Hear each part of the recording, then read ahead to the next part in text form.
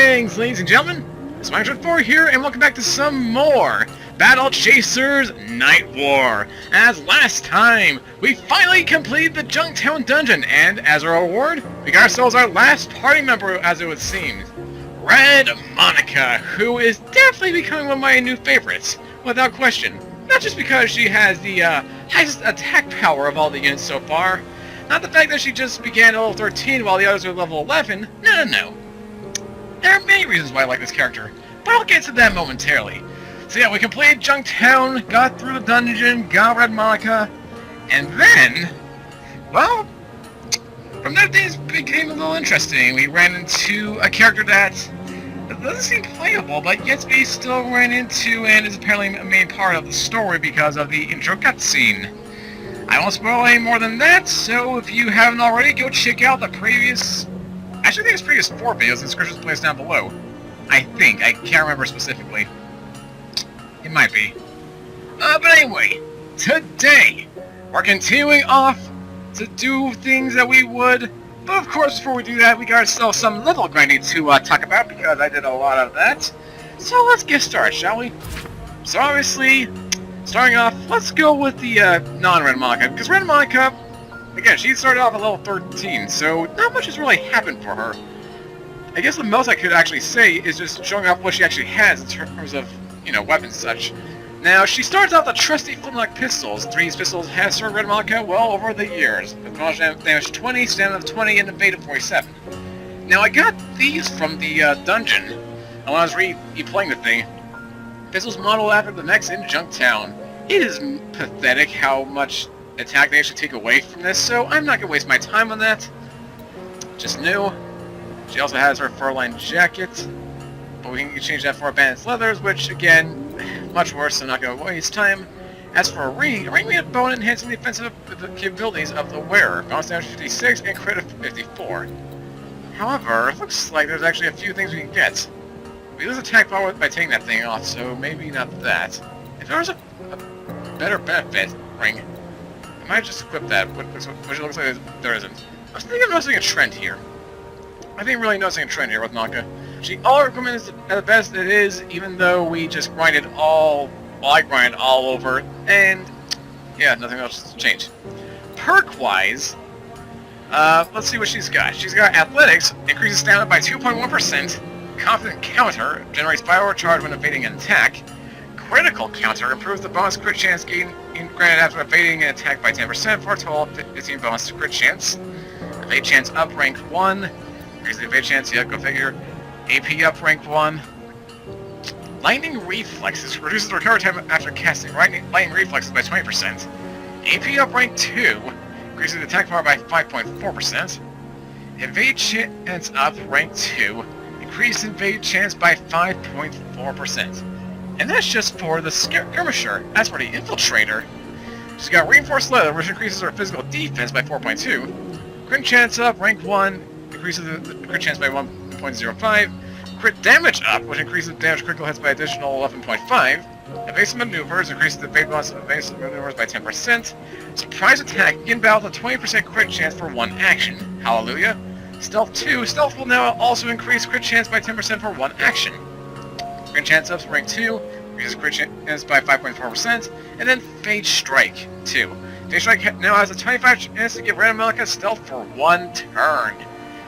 Oh yeah, just for that alone, that's getting the priority, because stealth is actually very effective in this game when it comes to her. She gets quite a bonus just by having that kind of stuff equipped. Anything else? Let's see. Increases stamina when evading an attack. That could be helpful. Critical Counter, no. Attack power up is always heavenly. Light Reflexes. Yeah, let's go for that. Alright, there you go.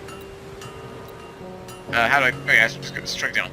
Now for her skills. Her passive skill is a 10% base evade chance. Gains a counter buff when evading, which enhances critical chance by 5% for the next attack. As for dungeon skills, well, this is actually this is where things get a little interesting. So she has Stealth, reduces the range at which enemies will detect the party, but movement speed will be slowed. You can use this thing 30 times before it has to be recharged. That is impressive. But again, as it says, your movement speed will be slowed to kind of, you know, play even with the effect. But if you're trying to avoid enemies, that could be your god protector thingy.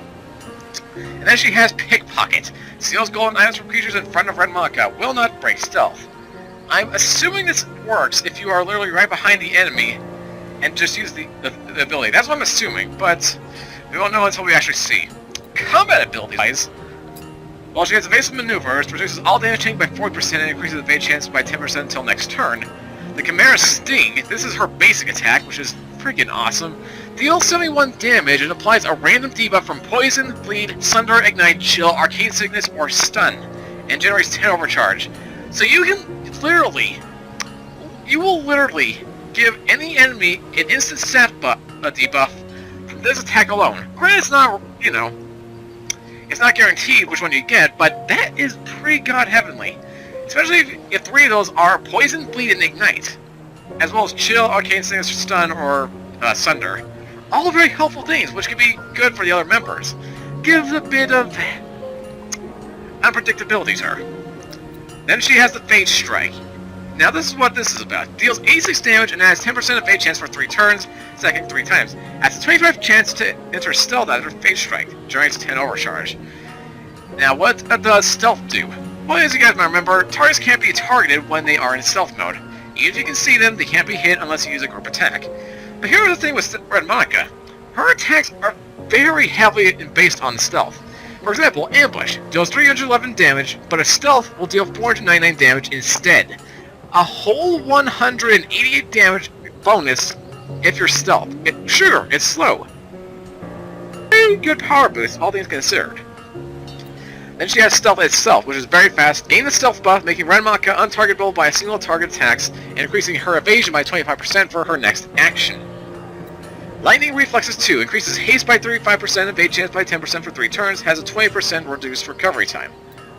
Frost Bomb deals 93 magic damage to each enemy and chills them, reducing haste by 10% for 2 turns to each, and can stack 3 times. The Cleansing Bomb, which removes 1 debuff from all allies, that's gonna be very helpful. The Fire Bomb deals 50 magic damage to each enemy and ignites them, dealing 93 magic damage over 3 turns to each. Stacks 3 times. The Distracting Shot deals 50 damage and draws the next attacks... And draws the next attack to Red Maka. Also increases her evade chance by 30% for the duration. And then finally, Riposte. Deals 143 damage if the counter buff is active, instead deals 205 damage and applies the Sunder debuff, increasing their physical damage taken by 10% for 3 turns. Yeah! She's pretty broken, isn't she? She's basically the... I don't know what the term is specifically on TV shows, but basically just the character that is all about setting up debuffs so the others can actually just attack. And she can do pretty decent for her own self, considering she's, one of the last members we get. But that's just her main actions, her abilities. What about her special bursts? First is the Creeping Death. Inflicts an enemy with Creeping Death, a poison that increases in stack size every turn up to 6 stacks, and then expires. Each stack deals 289 piercing damage every turn. Yeah. Impressive. And then there's Assassinate. Jeez, Assassinate. Deals 534 damage and enters Stealth, leaving Red Maka untargetable by a single target attacks. So not only is it more powerful than her Ambush in any circumstance, but it immediately puts her into Stealth. Again, that could be a game saver. Just that alone. But yeah, Red Maka is without doubt the best character in this game. And good thing she's the last one, because if we had her earlier, I would never take her off the party. Well, I would for even grinding, but you get the idea. So yeah, there's the droning dialogue of Red Maka. Let's actually go into the other characters. What they have. Garrison. Oh man. Garrison, buddy. This guy, I've got many different things for him. For starters, he's got the Steel Slasher now, a crude blade used by many savage pirates. Has Cutting Wind, which increases haste rating by 70 and attack power by 14. And it's far more powerful than his previous weapon. I've also managed to upgrade his Outpost tunic to this, I believe. Actually no, it didn't put it in the, I can't put it in the little thing, that little box, so that would have been the case. I don't know where I got it then. But then we have Junia's Ring of Courage. The description on the inside of the ring, it reads, "For my Hunted Master, have Max got hold of it, is anyone's guess? You guys remember this ring, we got that from the one sewer quest, that we still have not completed. Neck Charm is the Hardened Coast Iron Chain of Shields, a chain imbued with defensive properties. With all its physical and magical defense as well as bonus damage. And then of course he still has the Storyteller's Quill from a couple sessions ago.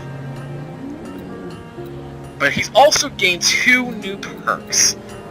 The Swift Strike 2, which increases damage of Swift Strike by 14, and Bloody Criticals by, which increases critical hits will cause enemies to bleed for 62 piercing damage over 3 turns. Ah man, that sounds awesome, and I'm equipping that right away. And I'm going to go over here. He's also got Sting 2, which increases the bleed damage of Sting by 20 over 3 turns, and Dungeon Skill Expert. Increases the radius of Flash Blind, it increases crit chance by 10% for the first action when entering combat with Quick Step. Okay, pretty cool. Now, if he's also learned... how do we go with this? Hold on. Here we go. Alright. He's also managed to learn the brand new attack of Berserk. Swing 3 times, hitting a target for 148 damage. Gain an additional attack dealing 49 damage for each critical strike, up to 4 extra attacks total. Jeez. I cannot talk today. Of course, we have all the stuff, you know how that is. For Nolan, he's now unlocked the ability called Arcane Explosion. This is actually pretty impressive. Deals 119 magic damage to an enemy. If they are under the Ignite, Chill, or Arcane Sickness effect, will deal 39 magic damage to all enemies, stun the target, or store 15 overcharge and deal 54 magic damage to the enemy. This is pretty game-breaking. It really is. And I don't really say more about it, it's just breaking.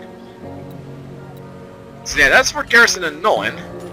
But we only have 2 more characters left to talk about, so let's go over to them real quick. Let me just switch these 2 out temporarily. Because yes, they are level 14, and they have reasons now. Just gotta wait for this thing to go away. Come on, buddy. Come on, buddy. Come on now, come on now, come on, buddy. Come on now. Thank you. Safe days. Yep, safe days. Alright, let's go into Calbretto and Gully. For Calbretto, I managed to upgrade... I don't know if I actually bought this first and then upgrade or something, but basically it's the Van Cannon Mark II. Incorporates all the new war golem designs into an efficient killing machine. With bonus damage of 20 and haste of 81. Deep Iron Plating, that's alright, but there's also all this stuff I want to equip. Like the Deep Iron Plating purple, I guess. Which I'm going to do right now. And if there's anything better, well, clearly there isn't. Well, except maybe the Susie Plating. Missile defense goes... But bonus damage is increased by 20, stamina is by 18, and phase by 41. I'll definitely keep this, but I'm not going to be equipping it immediately because physical defense is a pretty picky thing to choose from. What else? This actually could be very helpful. I'll give him the Deep Iron Ring of Protection. He's also got that. Ooh, this is actually pretty good. Deep Iron Chain of Power, chain made of deep iron with an amulet in the shape of a fist. Ooh la la la! Defense goes down to by 9, but for bonus damage and stamina, I can make that work. I can make that exception for once. And the Deep Iron Shield Emblem Blue. Ching! Alright. So perk-wise, he's also learned 4 new things. He's got the Fortify, which increases physical and magical defense by 2.9% each time Calbretto is hit with an attack. He can stack 8 times. That alone makes me want to equip it because this guy has pathetic defense for a frickin' War Golem. Also got Gun Punch, doubles the thunder effect of Gut Punch, increasing it from 10% to 20%. Jab 2 increases the damage of Jab by 15. Also forgot he had that. Or that was his main thing. Whatever. And Readiness, start battle with 5 more charge per enemy. Ooh. Huh. Oh yeah, that's Gully, sorry. But I'll equip that anyway. There, she can have it. That's why I was like, wait, what? He's also... Apparently he can also get Healing Touch too. While someone is under the effect of Healing Touch's heal over time, all damage will be reduced by 5%. Meh. And of course he's also got Dungeon Skill Expert, increases the healing of Revitalize and causes cannon shots to have a larger radius on impact. Cool, but I don't care too much at the moment. Skill-wise, combat ability-wise, he's now learned the Guardian Song. About freaking time! Deals all his 489 health, just like the mana power of Gnolans. Why did it take him so long to get this ability? Seriously, why? You're just making things much more painful on purpose, aren't you? That's what I'm going with. That's all I can go with. And then as for Gully, as we saw before, she has all those 4 perks as well. But she also has the Mantle of Aramus, which is very interesting. Lower 5 Gully, she's knocked out within 3 turns. That's very... I mean, it's fast, but it's quite a gamble, too. Do you want to take a chance of actually saving yourself, even though you might not die? And waste the mana? You never know. It could play poorly, it could play perfectly, you don't know. So that's definitely a good little perk there. So we already showed off Readiness and Jab. Dungeon Skill Expert, she's also got, go figure. Increases the radius of ground smash and increases the duration of Stone Skin. And then she has Quick Healer, increases the healing received by 14.5%. I'm not going to worry about that at the moment, I'm really not going to care. But yeah, that's basically all the characters have looking for it. What do you need? But of course, these 2 have already level 14. And granted, so is Garrison here. But he's farther than those 2, so I want to have him as one of the priorities, as well as Nolan and Maka, obviously, so we can get them to level 14 as well, so they can have their own Dungeon Skill Expert abilities. And last, but certainly not least, before we go any further, I'm going to make my party rest, because I could really use it. I really could. Let's do it. Let's take a rest. Let's go take a nap. Or actually, should I take a nap right now? Because there is one thing actually, you know what, now I thought about how I should take a... Alright, let's rest up. Night-night. Let's see when the dialogue unfolds. Alright, kid, get to bed. I know, we wake at dawn, train, blah, blah. No train tomorrow. Then, can I come with you, patrolling or whatever? No. Please, I can help you, and you need rest. You're tired, and it's going to get us killed. But I'm not tired. I promise I'll try harder. Bretto, make sure she stays put. His words may be harsh, but he cares for you a great deal. Yeah, well, he sure doesn't feel that way. Aww. Poor girl. And thus we've all rested up, thank the Lord. Also, one thing I probably should check out, how much money do I have now? That's pretty good. I spent a lot of the money on, you know, usual shtick, purchases in the store, but I'm saving up a little more now.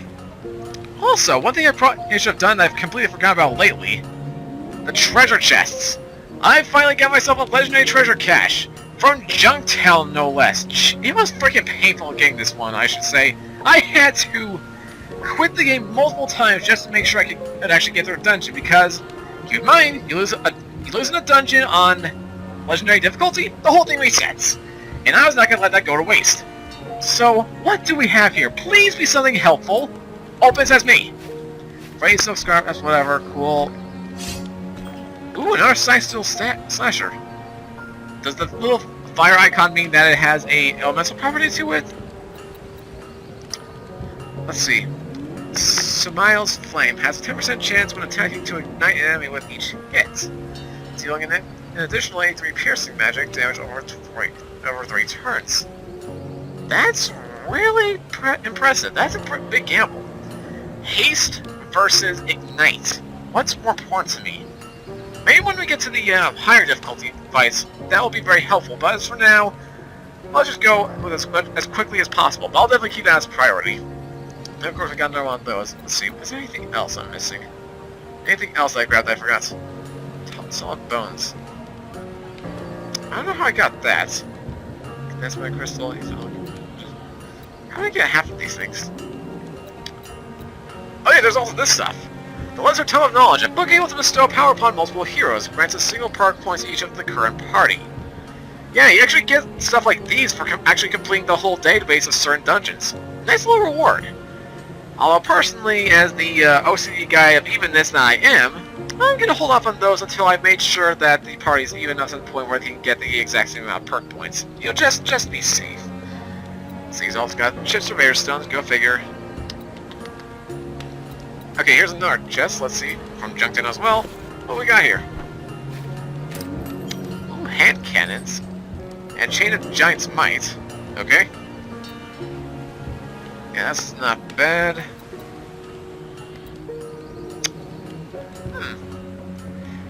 Mage's Bane increases magic defense by 28 and attack power by 14. Takes it off but down by 24, but for that kind of bonus, that might just be worth it at some point. I'm not gonna use it right now, obviously, but that can be very helpful. Ooh. I should equip that to Gully as well when I get the opportunity. Can I actually do that right now? Perfect. What? I have to... I hate that sort of shit. You know, that's one thing that's actually kind of been irking me lately, is that you have to mainly switch the party in order to actually equip them with anything. You know, they could have done the Tails route, just having them in separate slots and then equipping them accordingly, but no, they have to actually, like, make you swap party members. It's just... it's annoying. It's really annoying. But I'll hold off on that for now. Getting our treasure cache, what do we have here? Advanced leathers, okay. More tons of knowledge. I think that's really about it. We got all this stuff. I saw this ladder. It's a good thing I've got that thing on handy. Let's see, go. Ah, here we go. Ooh, an enchanter's staff. Okay. Oh yeah, and I got this one from Outpost. I forgot about that. Is it anything good? Yeah, not much compared to what we have now, but I guess it's something. Jeez, we've maxed out on the freaking con parts. Oh my lord. Okay, nope. One more. I think that might be the last one. Diplomacy. Hello. That sounds awesome. Okay, I think that's legitimately all this. I don't want this entire part to be dedicated to just me opening treasure chests, even though I'm probably already past the point, aren't I? Yeah, I'm at 23 minutes. Oh boy. Okay, let's just get rid of this all quick. Cure my OCD, please.